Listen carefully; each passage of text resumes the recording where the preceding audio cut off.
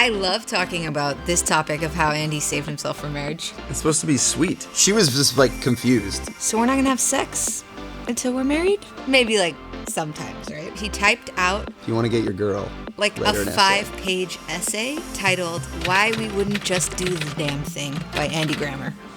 Yeah, you were a 28-year-old virgin and I took that on our wedding night. Took that right up. Hey, I'm Andy Grammer. And I'm Aijia Grammer. And our story is about love. The first time I remember really noticing you was I was coming to steal her bass player. We were trying to start a band. This bass player is great. Let's just show up and try and steal him. And I remember being like, hi, do you need something or who are you? And then we were just at music school together and we were kind of like acquaintances. It wasn't like I saw you and slow motion happened No, and I'm like, we didn't have that's that. my wife. It was more like, hey. We were living very different lives. I was like, ugh, he's like so uptight. And I was like, you're super cool, but you're having too many shots. So then a few years later, we sort of met in the middle.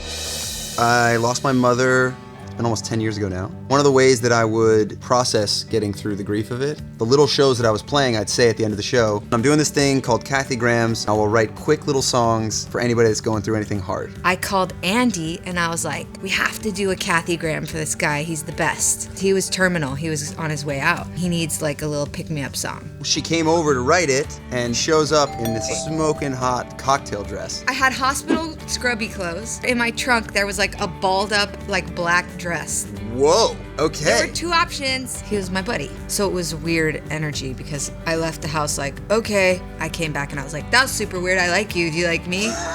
Sort of said no. Yeah, I did. He was like, I like you, but my mom just died. I remember you gave me this analogy. You're coming in sort of like proposing we build a second story on the house and my house just burned down. And then a week later he's like, never mind.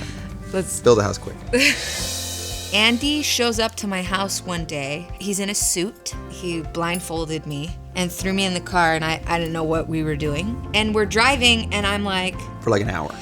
yo, I'm pretty car sick right now. Yeah, that's real, I forgot about that. I'm gonna throw up. They take off her blindfolds. We're just back at my house. But it's all made up like a French restaurant. And there's a line to get into this French restaurant with all of her friends and family. So one of her good friends, like the maitre d', and we get up to the front. I'm like, listen, I called ahead. I hope we can get a spot. And she's like, ugh. And they were all doing like terrible French accents. Oh, just the worst. He proposed and I said yes and everyone cheered. It was so sweet.